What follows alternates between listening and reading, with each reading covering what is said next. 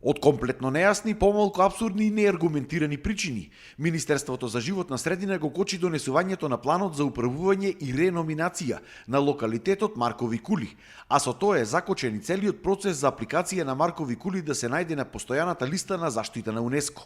Министерството за животна средина не се согласува културните содржини да бидат внесени во овој план за управување, нешто за што се против и врвни меѓународни експерти, како Пјотар Мигон, евалуатор од УНЕСКО, кој што сугерирал дека ако не се вклучат и природните и културните содржини при апликацијата, тешко дека Маркови кули ќе се стави на постојаната листа на УНЕСКО. Доколку постапката не финализира со позиционирање на постојаната листа на УНЕСКО, еден долг период, да не речем за навек, се исклучува можноста за дополнително конкурирање, односно аплицирање за постојаната листа на УНЕСКО. Уште понеразбирливо е што за ова значајно прашање не е заинтересирано ниту Министерството за култура.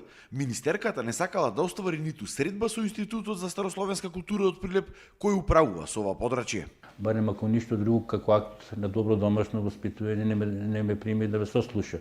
Од јас единствениот канал сметам дека официјалната обраќање кон министерот како директор на јавна научна установа, само официјалното обраќање има своја тежина. Без ваков план за управување со кој што се регулира процесот на заштита и презентација на овој исклучителен локалитет, тој во моментов е оставен на девастација од повеќе аспекти. Напад на одредени позиции со диви градби, неовластено сечење на шумата, марковите кули, соците на вековниот град не се тековно одржуваат.